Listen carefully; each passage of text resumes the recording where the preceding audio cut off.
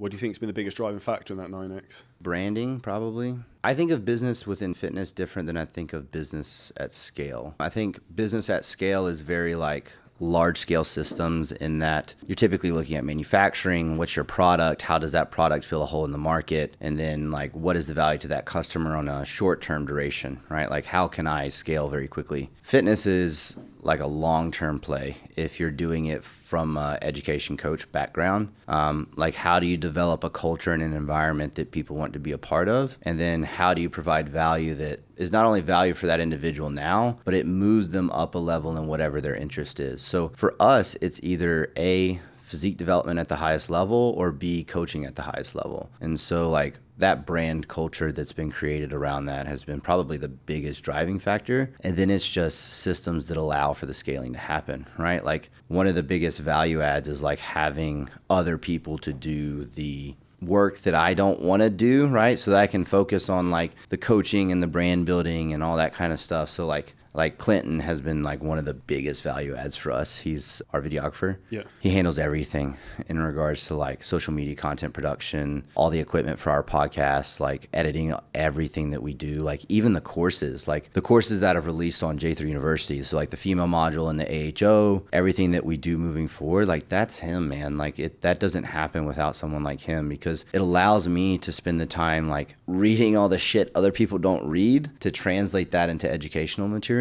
that then like moves the coaching business forward, right? Because my main problem with like the education sphere within this is like education for education's sake. So like just spitting out facts. I want to develop an educational system that's like pulling from that and making better coaches. And so like that brand development comes from coaching at the highest level. So me winning shows consistently on a week-to-week basis, but also educating at a level that other people aren't and being able to answer questions that other people aren't as well. All of that stemming from my one goal is to leave this industry better than I found it. So like I want everybody that I hire as a coach under me to have Olympians. Like we should be there as a team with me coaching Olympians, them coaching Olympians, like winning pro cards on a yearly basis, and people who are leaving those educational events doing the same, right? Like that's not going to happen within that 6 month, 1 year, 2 year time frame of them, but them attending events as we go through, improving that product over time. Man, that's like you create someone that's in the system for everything that we do. It's like a lot of those people that were there, they've taken J3U, they've taken the female module, they've taken AHO, they've taken our post-show module, they've coached with me, John, or Cal, and then now they're wanting to develop their coaching business. It's like you're getting 6 points of contact from that one individual, where now the standard that they hold themselves is the same as the standard that we hold ourselves, and then the standard in the industry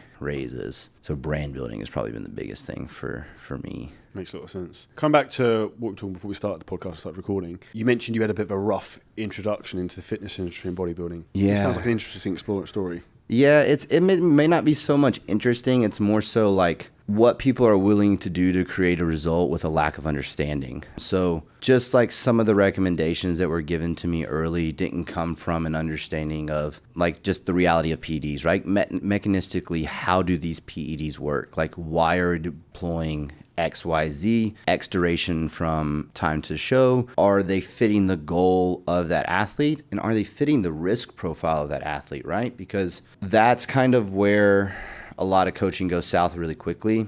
Because like I mentioned, like the self-invested nature of the fitness industry is they don't see that person as a person. They see that person as an opportunity to develop their brand, and they only see it as an opportunity to put someone on stage. So it's not asking the question of what's best for the client. It's asking the question of what's best for the business. In my experience, if you always operate under what's best for the client outcome is always better. So they're winning more often, they're more likely to win, and they're happier with the service that you're providing them, because they're going to be very, very invested in the culture that you've built. And then the LTV of that client is like 6, 7, 8, 9 years. And you're taking someone from competing in the amateur ranks to competing in the pro ranks, and you're allowing them to take it to the level they want to go. Because not everybody wants to be an Olympian, right? Some people just want to win their pro card, and that's their end goal in life, right? Some people, like my wife, like they got into it thinking they wanted to compete at a high level, and then they do it at a high level and realize that it's not for them, right? You've got to be able to scale that model of approaching nutrition, training, PEDs specifically PEDs more than anything, to that risk level of the athlete. And my introduction into the fitness industry was coming from a place of XYZ did this, so we're going to do this. And that's where my main problem is self-invested decisions for the client and not understanding where you're coming from a coaching perspective. It makes a lot of sense. Do you think this is something that started to change within the fitness industry? It's moving in the right direction. I think you have more people that are more focused on developing coaching systems rather than just doing what other people are doing. So we have more innovative thinking going on. This is why John and Cal are probably two of my closest friends in the industry, is like the things that we talk about behind closed doors are like changing the decisions that we're making as coaches for the better, right? It's not like I had an athlete, a wellness athlete who won the overall at her show this year. We were gonna go do a pursuit for a pro card, but she was actually pregnant. She got pregnant during prep. And I sent that athlete to both John and Cal, like, hey, like she's 8 weeks out, but I think she's ready for a stage because she was running way far ahead. And they both like kind of gave me some feedback, and I made the decision to alter that show period, won an overall, and then we found out that like she was pregnant right after. And it's like, if I don't talk about what's best for that client, this client ends up prepping for like 18 weeks, potentially has a miscarriage, right? I'm not operating from the place that I know she's pregnant, but like it's not extending that because we were planning to do that show, right? And while the show may have been a slightly bigger show than the show we won, it's like, man, it's like doing what's best for the client, because it would have allowed her to do the qualifier, pull out a prep for a bit, and then push on to the pro card, which when you talk about coaching females, is managing that dynamic is really important. Do you find, obviously, you've done a great seminar last 3 days in Dubai at the Dungeon Gym. You spoke a lot about having a lot of structure and reverse engineering back goals. Do you often find you have to be quite fluid with that as it goes, like in that circumstance someone's way ahead of where they should be? Very much so. I tell my clients it's a dynamic document. Like, this is the ideal. We don't always operate in the ideal. That's the reality of coaching, which is why you've heard me say coaching systems. Like, these systems are meant to flex across different people. So if you're not flexing that system across different people, you're not coaching. Like, think about the development of like AI, like artificial intelligence, right? Like, if we're dealing with numbers only, it's something that something like AI can do, right? The value in a coach is understanding how these systems apply to 500 different applications of that system. And the psychology of the individual And the involved. psychology of the individual involved. That's the interesting bit, I think. That's the differential that separates coaching from just AI. Because, like, man, you could go on ChatGPT and you could type in, write me a diet for 3,000 calories with 5 meals, including these food items, and it'll sit there and write the whole plan for you. It's like, how am I different than that? And it's like, I'm different than that because I'm developing an athlete from where they are into psychologically the best athlete they can be, execution-wise the best athlete they can be, and deploying compounds relative to the risk they're wanting to take. That's what differentiates numbers from a coaching system. So then we take that coaching system and we apply it to every client we work with. That's where we move the industry forward. And that's why I talk in systems, like, rather than numbers most of the time. Makes a lot of sense. Now, here's a good topic. Say, I think a big issue most guys struggle with is obviously putting on muscle mass included. Say, for example, I come to you at 215 pounds and I'm like, we've got 2 years, I want to put on as much muscle mass as possible. Where would you start? So that risk model is like very high, right? So the starting questions are around like, what are your gaping holes? So kind of like the needs analysis I went over in the podcast, right? Like, you do the physique breakdown and the structural breakdown, and then you match the program to the structural breakdown and the presentation of movement for that athlete relative to what we need on stage according to the judging criteria. But we also need to take a look at like the psychological profile of the client, and that's from everything from how organized that client is, what is their day-to-day habits, what does their job look like, what's the flexibility in that job. Psychologically, have they had issues in the past? Like, are you having eating disorders, or have you never made it to contest shape in a contest prep because you can't handle the stress of prep? Has that happened because these preps have been ran so fast and not done well from a coaching perspective? All of these things that now, like, when you talk about a system, like, you create habit formation things within the plan that make them a better athlete psychologically in an organized manner, potentially addressing past eating disorder issues or whatever like that psychological profile is. It's rarely eating disorder. A lot of the times it's more like discipline based and more habits based, right? Like an atomic habits type of a thought process.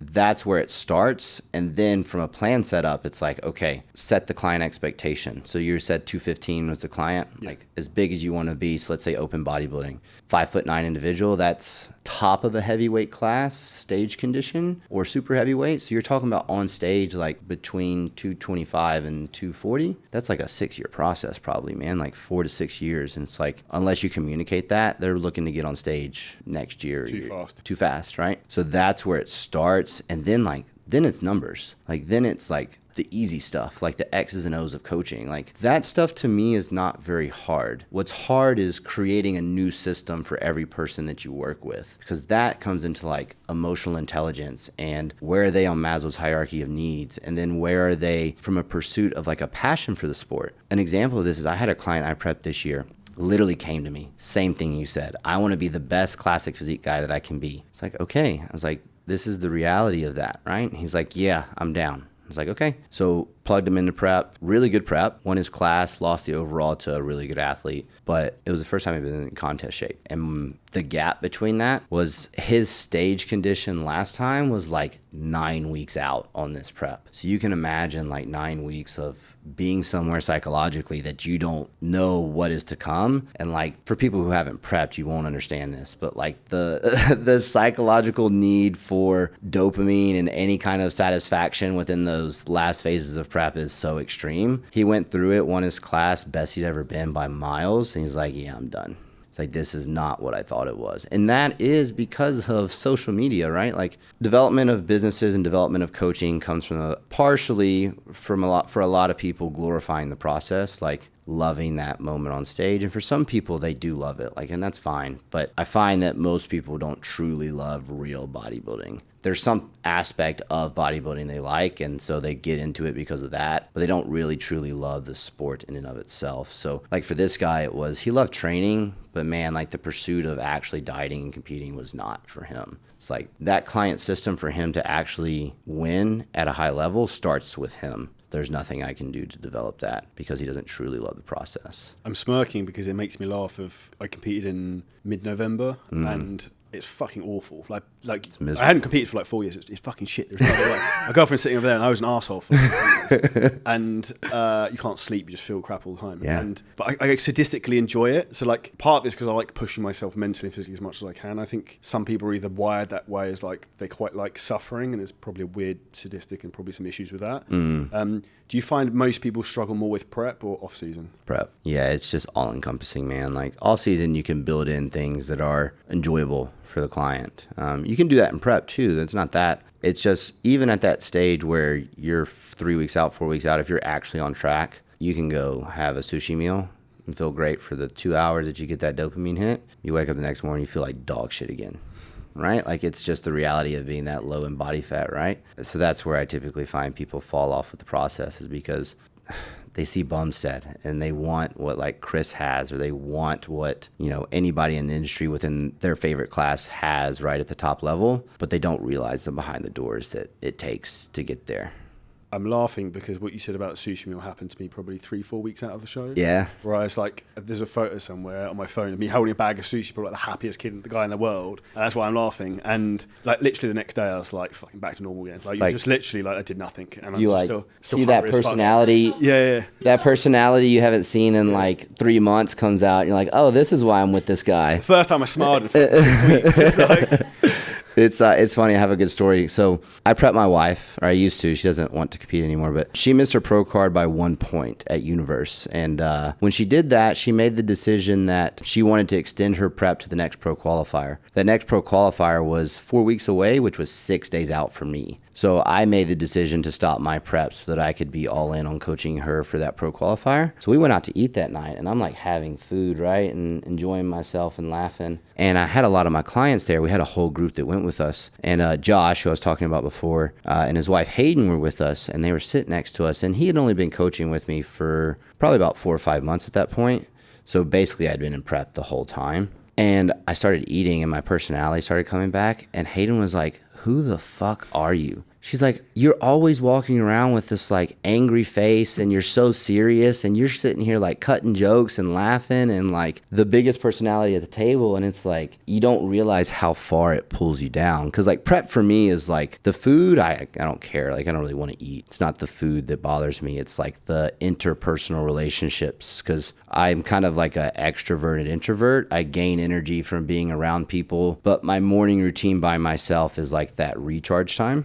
So as long as I have that, I'm good. So like I get a lot of energy and satisfaction from being in a group environment. I don't have that when I'm in prep. Like I'm just so pulled down. It's like I don't want to be. Like, don't touch me. Like my wife tries to cuddle me on the couch. I'm like, just get away from me. Like I don't want to be touched right now, right? You know? Yeah, I think you almost want to become like a Shaolin monk and just leave the house, never leave, right? And I think that's one of the things you said interestingly in the seminars, and like one of the issues of people coming out the back end of that is then they're trying to like ingrain a society, and it sounds like they're coming out of prison. It's like actually managing that situation is quite a difficult one. It's very easy for people to suddenly like, you go from extreme structure and like you almost can't fuck up because you're so structured, to then like off into the real world, do whatever you like, and that's where people go unstuck. Yeah, I think the reason I'm so detached from food now is because early on I was so attached to food. Like I associated having fun with the food that was at the event. So now, like from a coaching system, I've pulled myself out of that. I know what it takes to do that. So everything that's built in that, again, that athlete development is built around detaching that athlete from the food involved with the event and like progressing them through the stages of learning that fun doesn't happen just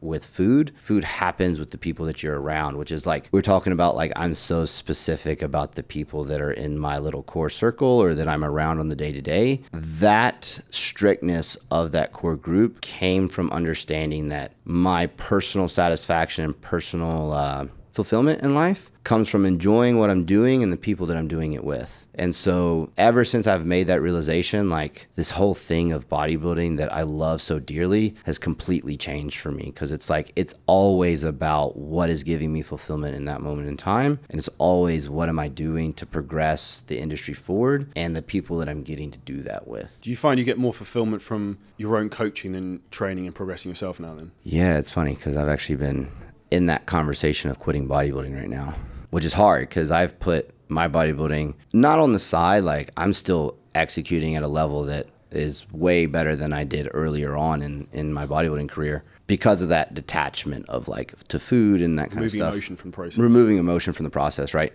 But it's like the amount of fulfillment I get out of winning with someone else, oh, it's fucking wild. Like I just like, I'm the loudest person in the crowd. Like I get so excited, and I just don't see myself getting that from being on a stage myself. Cause I've been like in the bodybuilding realm for 10, 11 years. So like pursuing that for myself, which is where my original introduction into this industry was. And then I started my coaching business in 2016 and fairly quickly got competitors, low level competitors, like regional level competitors. But I learned very fast that like, man, this is a lot of fun.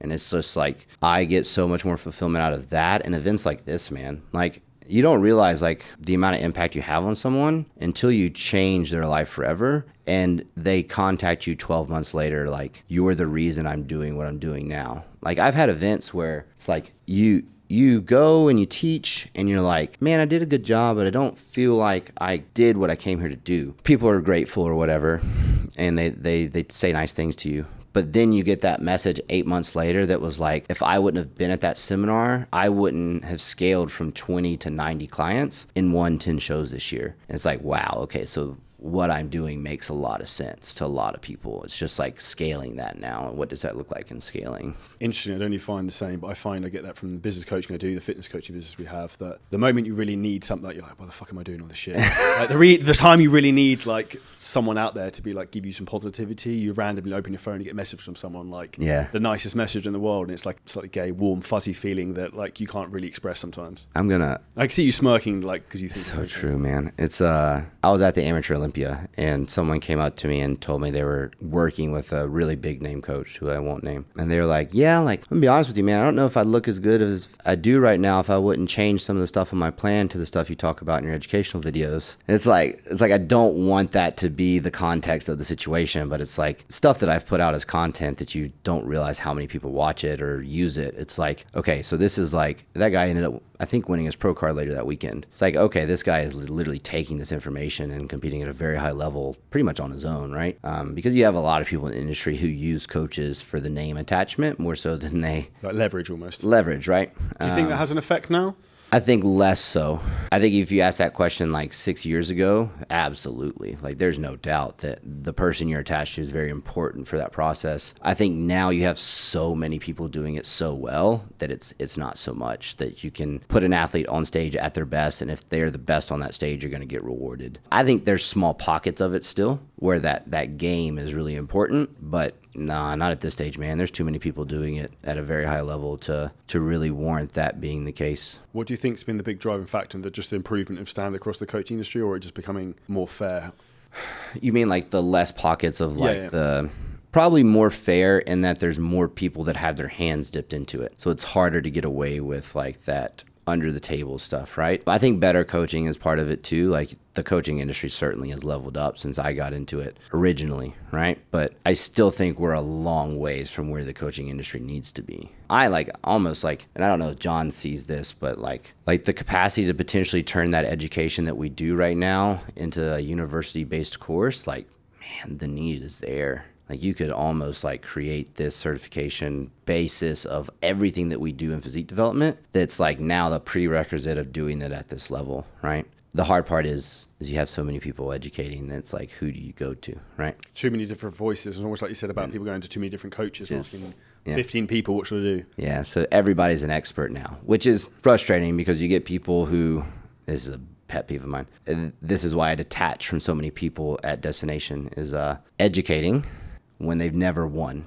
right? It's like talking about contest stage condition and managing a prep and managing this and managing that when they've never actually put a winning athlete on stage. It's like, it's very obvious you're doing this to try to coach athletes because you haven't actually experienced that yourself, right? That's like a really big bother portion of... This is a good thing because this brings me to something I'm huge about. It's like, practicing what you preach, and then theory and practice are two different things. The reality of actually fucking doing something. It's like, if you look at, say, Hadi Choopan won the Olympia, respectfully, like watching some of his videos on Chris Bumstead's YouTube, his training form was shocking. Yeah, he's got the best physique technically in the world. Yeah. Like, and then you've got some people who are like so anal about like, I agree about the importance of execution and form, but to like some degree, some people put zero intensity and zero weight in it. It's like, there has to be some like medium balance in the middle where I think some people go like so far one side of the coin that they completely lose reality of what's important. What's winning, right? What does winning look like? And winning does not look like the same thing for every person.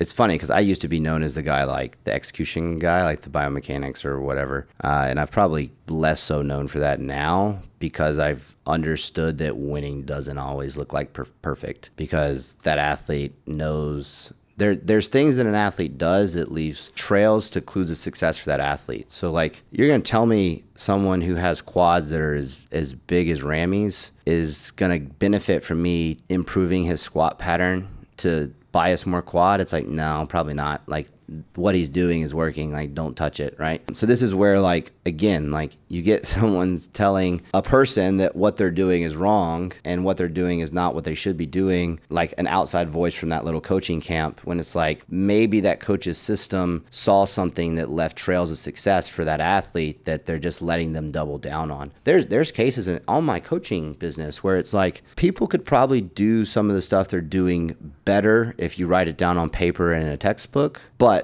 the outcome that's resulting from the way that they're doing it is winning. It's like, man, it's like, how do you change something that drastic that's winning? It's like, you don't. It's like, when you create a culture, and this is why no off switch in the pursuit of results is like kind of the moniker for No Switch Fitness, is like, it's no attachment to one thing. It's the attachment to winning. It's like, what is going to produce that outcome? And that's just not the same for everybody. Like, can you imagine telling Hadi how to do a single arm lat pull down because you told him his back wasn't good enough? It's like, he just won the Olympia. You probably should just go sit in the corner and shut up. There's a saying I love, and it's like, it's not what you know, it's what you can prove. And yeah. It's like, it doesn't need to prove anymore. Yeah, he doesn't have to. No.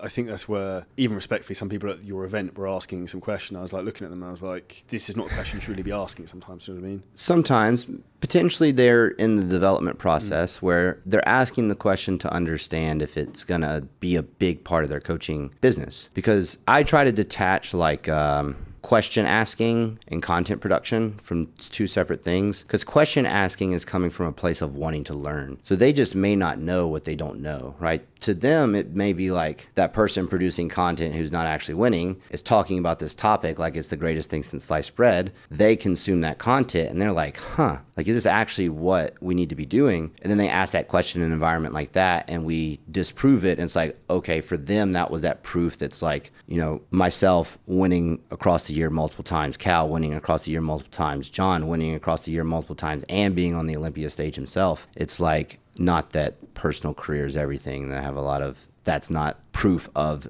much in my opinion. But when you look at that question and where it's coming from, it may be from like they're 3 years into the industry and need to know what it's going to take to develop their business. So like that question asking perspective is like, yeah, they probably shouldn't be asking that question because it's not going to actually be of benefit, but maybe it's because they consumed content from someone that made it seem like that it was. Something you said there, do you think there's a big disparity between people being great athletes and great coaches? There's absolutely is. This IFBB Pro is not a prerequisite to being a good coach.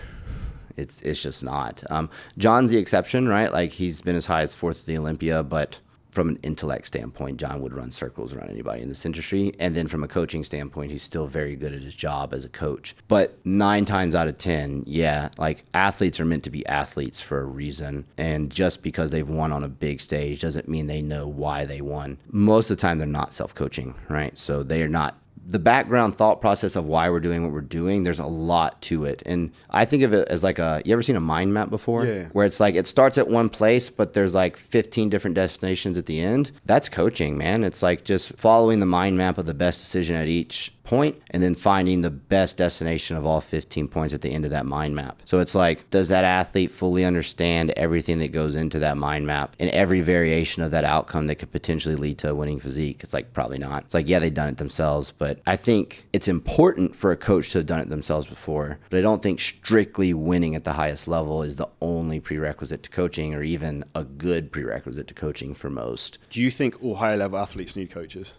I think John's proof that you don't, right? But I think John's also the exception in that. Anomaly, yeah. The anomaly. I think so. I think what it allows you to do is it allows the athlete to be an athlete. So I talked about in the seminar, like not sharing everything in the spreadsheet with the athlete because it's only going to add stress to the athlete, because your role is to make them the best athlete they can be. There's obviously coaching situations where they want that mentor, and then you share that stuff with that athlete, right? Because their goal is not only the end outcome, their goal is like the learning side. But for an athlete to be an athlete at the highest capacity, they need to offload that responsibility of decision making, because then you get into like decision fatigue and all that kind of stuff, and that can affect the outcome. So no, I mean, I don't think you can have athletes performing at literally the Olympia level without someone behind there, like pulling the strings. I would agree, because I think particularly as you get leaner, you start to lose your marbles. Like you lose your emotions in terms of how you think and feel. So like one day you might be off the wall emotionally, so like you punish yourself by not eating anything or whatever, and you hammer yourself with cardio, or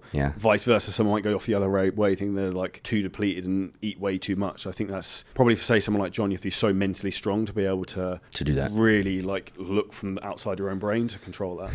John is the most objective individual I've ever met in my life, and that's why it works for him. I mean, he has people that he trusts, that he shares those pictures with to help him make decisions, but he's still making those decisions at the end of the day, right? And you don't know John personally, but from an objective standpoint, man, like the dude, I wonder if the dude has emotions sometimes, because it's so objective, and he does. Like he's a hoot to be around. He's one of the funniest people I know, but like when it comes to this stuff, like he clicks that off, and it's just completely what's in front of him. No matter if it's him, he coaches his wife Renee, who's been an Olympian as well. So it's like his ability to do that is the only reason that he's able to do it at a high level. And I think that's probably the biggest superpower you can have, when you've got complete control of your emotions and the way you think and feel. Because I think that's probably what 99.9% of the population don't have, even more so with social media, because people are like pulled left and right all the time. But it's not popular, because you hurt a lot of people's feelings when you're like that. I'm very close to John from an objectivity standpoint. I'm very passionate about what I do. So there's aspects of that emotional like charge that drives what I do. But like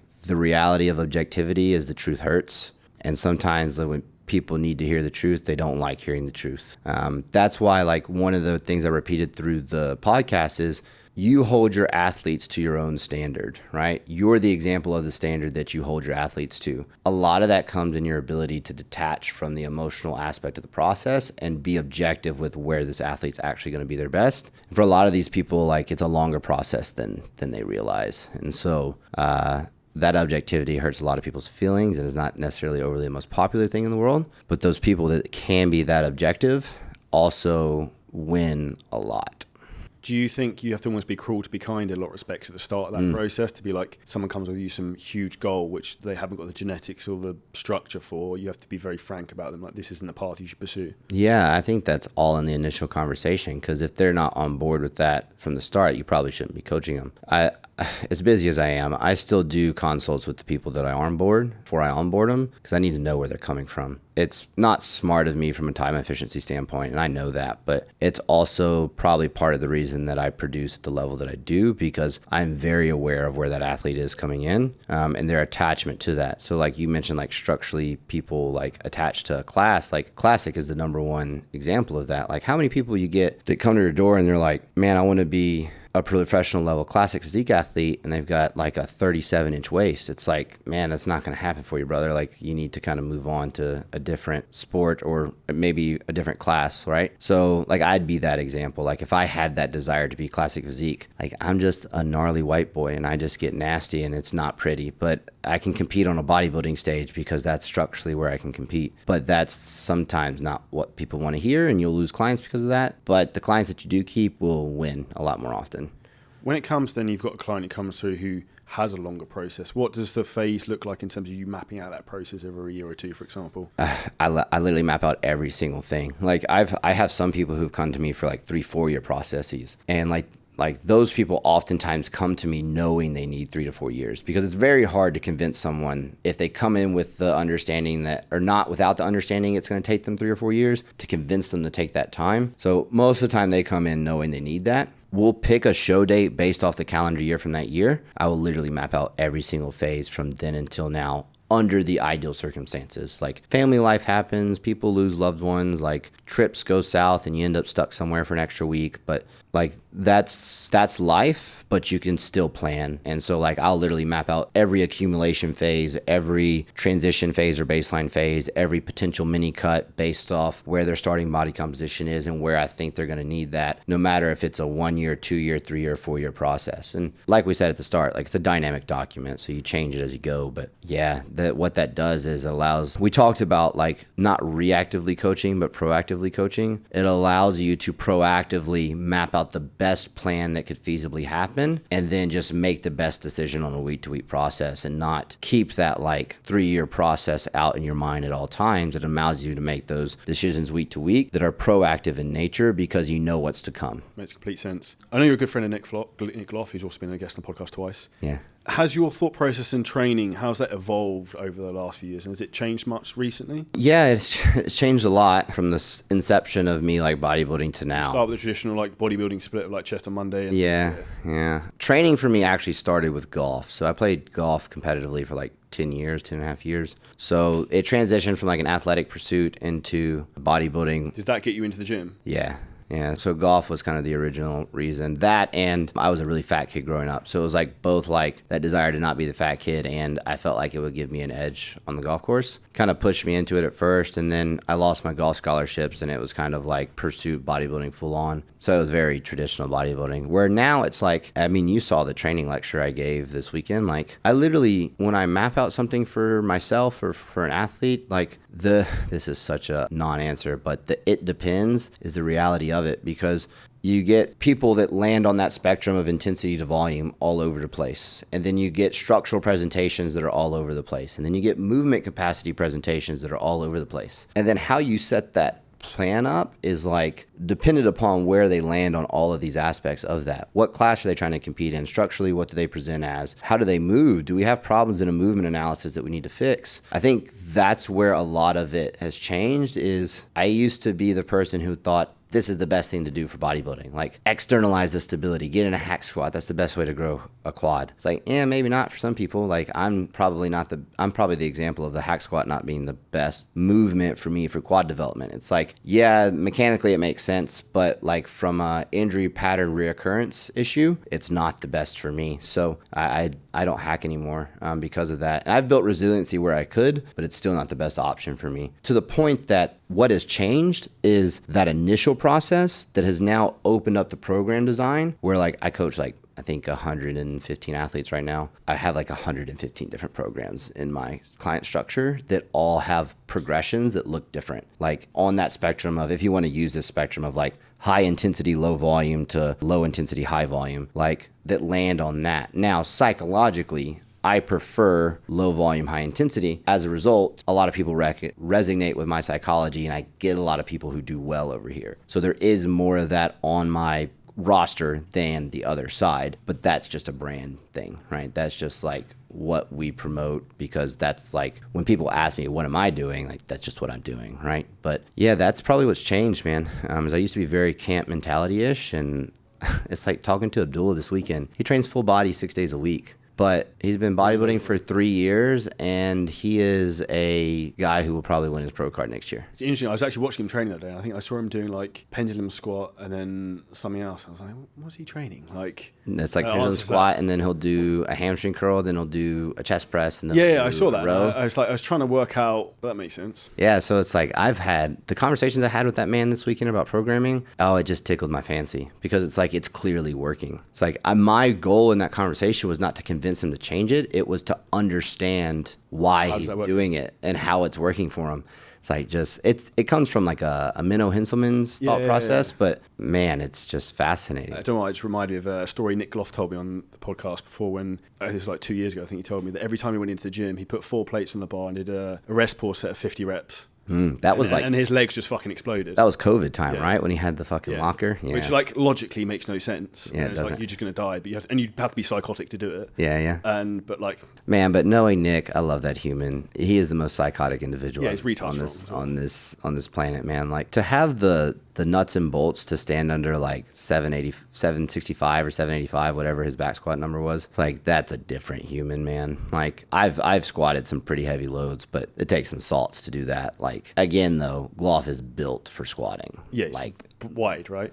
We joke, and this he knows this, and he laughs, but we call him the refrigerator, because it's just like a big square that sits under a bar, and just his brace capacity is so good. It's just like short femurs, great dorsiflexion. Like, he squats with a back squat, and his torso angles like this, right? That's someone who's built to do that. So it's funny though, because it's like I resonate with that psychology. Like, that's the kind of person, like someone asked me a question like, do I struggle being around normal people? And I really do, to the point that it's not that I don't like them, it's just I don't like small talk. I don't like people who aren't passionate about doing anything at a high level. And it's not that I don't like them from a personal perspective, it just bores me to death. And that's why I still follow golf, and it's why I like Jordan. It's like, I've watched that Jordan documentary like probably 10 times, but it's like, it's insane. But that's the most interesting thing, right? It's the mentality, and to also keep yourself going for so long at that level. Yeah. Like, pressure, and like, you got nothing to prove anymore. Yeah, I could give a flying fuck about basketball, but Jordan's the most fascinating individual I've ever, like, Jordan and Tiger Woods are two of the most fascinating individuals I've ever like studied, because it's like, what is going on in here that allows them to do that? Golf in particular, more than anything else, I think. When you think like, particularly like putting or anything, there's so much. Like most sports, if you put like bodybuilding, you put aggression into something, you can almost improve performance. You put I've played some golf. Put aggression into golf, it fucking goes bad real fast. It's funny you say that, because people hear that I played golf growing up. They're like, "How the fuck did you get into bodybuilding?" You should go to Top Golf in Dubai while you're here. Yeah, we actually are. We're going tonight, but we want to see some videos on this. Yeah, I will. Yeah. I'll send it. We can put it up as part of the podcast. We'll get that little square on the side with the swing, but what they don't realize is like, yeah, potentially the athletic portion of it doesn't translate well, but this part does, right? Delayed gratification, long patience as far as like the progression of the process over time, solely dependent upon your actions on the day-to-day. The hours invested into it are very high in order to do it at a high level. It's like, this stuff translate extremely well from golf to bodybuilding, and that's why it's like, barring like the personal issues that Tiger's had, like from like a studying an individual and the level that they operate, like that's what fascinates me about that human. It's like, it's unreal. It's what makes people tick at that level, what makes people keep pushing themselves when they've got everything and nothing to prove. Even think the same thing in some respect to like Cristiano Ronaldo, Lionel Messi. They're both like past 36, 37 now, but like they're still the best in the world, even at that age. To keep pushing yourself, to keep in that condition, you've got all the money in the world. You don't need to do this anymore. Yeah. And so that's the question I ask myself is like, what does that look like for me in order to lead the industry better than I found it? And the reality of it right now is building events from an educational perspective and educational courses that allow people to level up, and coaching at a high level and winning consistently that shows proof in the pudding, but also shows that my education is not strictly to just spit out facts. My education is to develop coaches. And that's just kind of where I'm at right now. And that's why, like, when I ask my questions about, like, if you circle back, like, how does personal bodybuilding serve that for me anymore? I don't know if it does. And I think that's a question that comes with age, with the risk to reward and also the time investment in things, is how much you get back from something. Because you stand on stage for 10 minutes, you get a shitty plastic trophy. Yeah. It's obviously different if you're competing at the Olympia level and there's money involved and more accolades perhaps. Yeah. But even still, it's... Yeah. Like, what's an overall at a regional show? I was like, you get a little plastic trophy to throw up on your... I got plenty of trophies. Like, I don't need that. It's like, I need fulfillment in what I'm doing. It's hard, though, because, like, my personal pursuit of bodybuilding is what brought me into this, and I'm really struggling with it in that my actions, if you were to just, like, look at me without talking to me, you would think, like, I was still pursuing competitive bodybuilding, because everything from a day-to-day is still serving, getting all my meals in, training at the capacity that I do, like, doing all of that, like, prioritizing that to that level. It's just been kind of recently with conversations with my wife and a couple other aspects where it's like, don't know how much it serves me anymore. Do you think the enjoyment factor's maybe just gone down for you? I don't know if it's the enjoyment. I love it. Like, I mean, I wouldn't be doing what I'm doing in the gym if I didn't love it, right? Like, no one puts 7 1/4 on an Atlantis pendulum and squats ass to grass with it without enjoying it, right? Like, that's a twisted screw to do that kind of stuff. But I don't know if it serves my purpose anymore. And, like, no switch fitness, no all switch in the pursuit of results comes from my personality. I'm very, like, light switch in nature. Like, if I want to do something, I'm all about it. I'm flipped on, right? If it's not serving that purpose of what I want to do, that light switch flips off and I don't give a flying fuck about it. And so, like, I'm still in this dichotomy where my personal bodybuilding from a branding perspective is a part of the brand, but with the direction the brand is headed, it won't be for much longer. It'll solely be coaching and educating. For anyone listening to this, I think the biggest thing people struggle with is mindset and mentality. How would you suggest for people to flip the switch back on for those who maybe it's off after personal problems, injuries, or whatever it might be? I think it's what do you want out of it, and answering that question of your why is kind of where flipping that switch back on comes. And I think it's why a lot of people don't do coaching very long, or when they get to a comfortable income level with coaching, they don't pursue scaling because they're really just trying to do something that makes them money, they can live comfortably. Like, they don't have like a real why to why or a vision, right? Like, have you ever heard of what's the test? There's a test that like big businesses use that classify individuals into the type of person that they are. Right. It's like you have visionaries, you have doers, you have people, like different aspects of type of people. And like oftentimes like leaders are visionaries more than they are like the in the trenches actually doing the work, where it's like you see CEOs of businesses that are doing well and growing and scaling, but probably not doing a lot of the whole day-to-day work portion. They're like pushing the business to the vision that they have for the business. And I just have a vision for what No Switch Fitness is that's really hard to serve if I'm trying to pursue competitive bodybuilding, right? So I think that's where, like, if you circle back to the initial logic for that of like flipping that switch back on for something you want to pursue, really find why you're doing it. Because I don't think people sit with themselves very long, like especially when people are like this, like 95% of the time. It's like, how many times are you sitting in a lobby and you look around and everybody is on their phone? Scrolling. Mindlessly, right? People can't sit by themselves anymore. But the reality of that is some of the best thoughts about your personal pursuits and why you're doing stuff comes from that time by yourself. So I mentioned earlier, like I'm an extrovert, introvert. That morning routine of like me being by myself, nothing on, nobody trying to contact me is so important because it develops that vision. It's like those are the moments where it's like I see what I want to happen, and then it's like reverse engineering it, because I think of this as like key outcomes and critical drivers. So if you find that why and you want to do something, what is that outcome you want to have, and then give it a time and make it measurable. So that key outcome is what you want to happen. The critical drivers are the actions that actually drive that key outcome. If you understand that process of like critical driver 1 is the acute, critical driver 2 is a little bit further out than the acute action. Critical driver 3 is an action that as you start to scale, that's what you get to that end outcome of, maybe for someone that's just getting on stage, or maybe for someone that's building like a multi-million-dollar business. It's like if you take that and just apply it to everything in your life, it's like now you operate in a place that's not emotionally driven. You operate in a place that understands that this is the process of getting to that end outcome. It's interesting you explain like that. That's because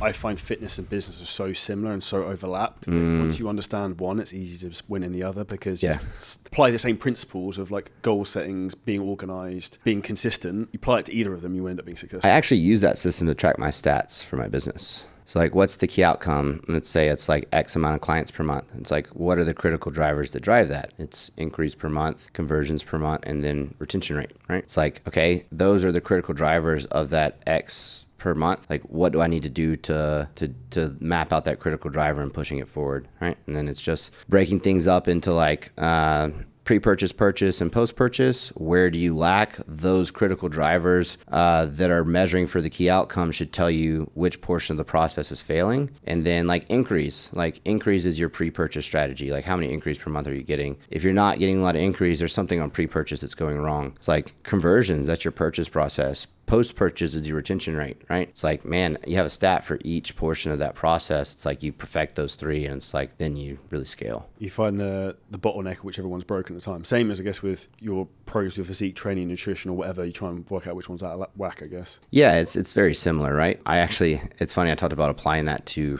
everything. In the needs analysis, I talked about like, where does this athlete lack and how do I develop an athlete? I do the same thing. I like, what's the outcome that I need for this athlete to be at? And then what are the actions that lead that athlete to having that skill I need them to have? And then that's just what I do. It's funny. It reminds me of what you run in business is SWOT analysis: strengths, weaknesses, opportunities, threats. You do the same thing, I suppose, in the fitness aspect. Mm-hmm. Yep. It's a concept. That's why I talk in systems and concepts and not, I used to be very numbers heavy. I have an engineering degree alongside my master's in exercise physiology. So like my baseline education is very numbers heavy. But the longer that I do this, the more I realize like the numbers are not going to matter if they don't fit in the system. It's like plugging a number into a program that's not, the program's not calculated to actually do something with that number very well. It's the same thing. It's like, what is the input can't create the output if the system between it is not matched to that input. And then it's like just taking that to everything you do. 100%. To wrap up, Luke, what's the best way for people to get in touch with you, find out more about No Switch Fitness? You've got your own podcast, I believe. Yeah, so we have the J3 University podcast, which is me and John, and then I have the No Switch Fitness podcast as well. I've taken a little hiatus from it just with the level of travel I've been doing, but that'll be coming back on next month, so we'll be doing like 1 to 2 episodes a month. As far as reaching me, like the best way is typically via Instagram on my links. I just have like all my inquiry links on there, which just reroutes you to the website to fill everything out, and then we'll get you set up with either myself or one of the coaches on staff that fits your process the best and go from there. And kind of like following content, it's either like the YouTube page, so No Switch Fitness YouTube, or Instagram, which is where you kind of find everything from there. Pleasure. Thank you so much for your time. Really appreciate it. Everyone listening to the podcast, please make sure you leave us a 5-star review and subscribe. Also, we're on YouTube as well. We'll see you next episode very soon.